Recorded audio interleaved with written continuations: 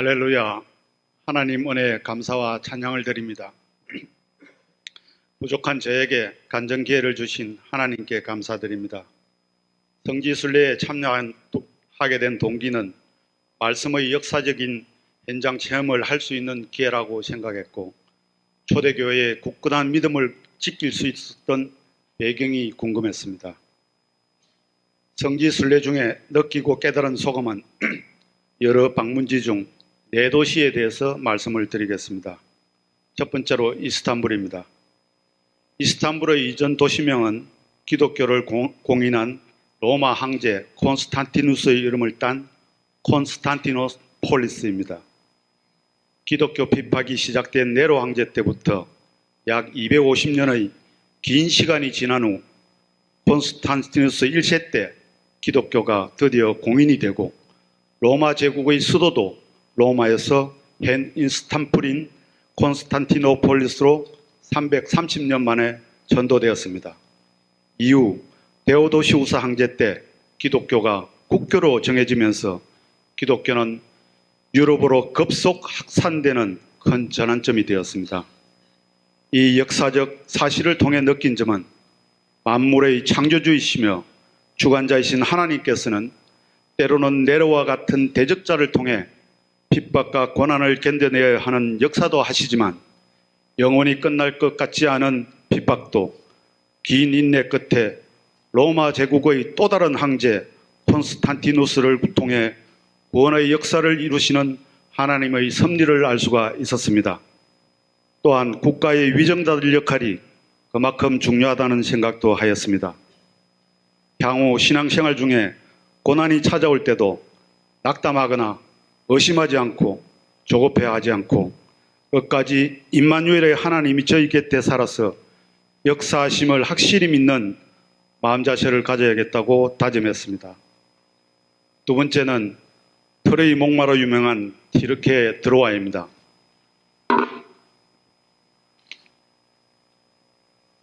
바울은 터키의 소아시아에서 1차 전도 여행을 시작했고, 2차 전도 여행 때 소아시아에서 좀 더 머물면서 다른 지방을 방문하려고 했으나 성령의 인도하심에 순종하여 티르키에 돌아올 떠나 유럽의 관문인 마게도니아 네아폴리로 복음 전달을 떠나기로 결정합니다. 바울은 본인의 계획과 생각에 반하는 것이었지만 성령의 인도하심을 따라 온전히 순종하는 태도를 보였습니다. 우리는 때로는 본인의 생각과 판단이 합리적이라고 여겨질 때도 하나님 말씀을 담대히 믿고 성령의 인도하심에 순종했을 때 더 큰 은혜로 역사하심을 학습하였습니다. 바울의 마게도니아 선교 활동을 통해 유럽으로 기독교가 전파되는 결정적 계기가 되었습니다. 세 번째는 마게도니아에 있는 빌립보에 있는 바울의 감옥터의 감옥의 간수와 문박 강가 세례대의 옥감장수 루디아에게 임한 구원입니다. 바울이 복음의 말씀을 전할 때 먼저 성령께서 루디아의 마음을 열게 하고, 옥중에서 기도하고 찬송할 때 옥문이 열려 간수와 그의 집이 구원을 받았습니다.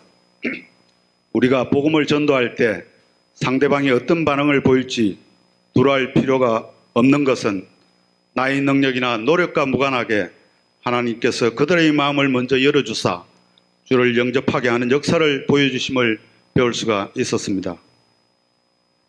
다음은 감바도기에 있는 게레메 동굴교회와 지하도시 대륜 교회에서 지켜낸 믿음입니다. 게레메 동굴교회는 복음 내용을 설명하는 색바랜 프레스코 백화가 있습니다. 지하도시 대륜교회에는 신자들 교육시설도 있습니다. 초대교회 신도들에게는 성경책도 없고 문명인이고 말씀 지식도 부족하고 상상하기 힘든 공포와 억압 속에서도 백화에 그려진 단순한 그림으로 학습을 하고도 믿음을 가질 수 있었던 것에 궁금해하는 저에게 야영 담임 목사님께서 임마누엘의 하나님, 부활하신 예수님, 다시 오실 예수님에 대해 의심치 않는 견고한 믿음이 있었기 때문이라고 말씀해 주셨습니다. 그렇지. 이것이 답인데 나는 그동안 어떤 특별한 것을 찾고 있었는가라고 깨우쳤습니다. 그 당시의 신앙생활 여건과 현재의 상황들을 직접 비교는 어렵겠지만 현재의 풍요롭고 편안한 신앙 환경 속에서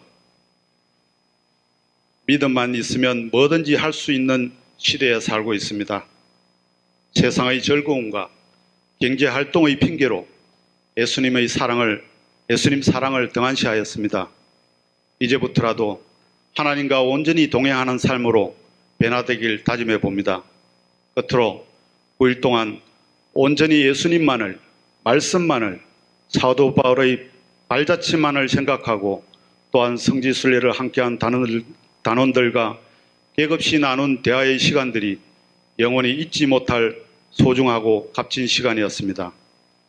그리고 성경 말씀을 묵상하고 공부할 때 문자로만 볼 것이 아니라 그 말씀이 기록되게 된 역사적 배경, 문화, 및 생활 습관 등도 잘 파악하여 성령께서 주시는 말씀을 제대로 알고 받아들이는 습관을 지니도록 노력하겠습니다.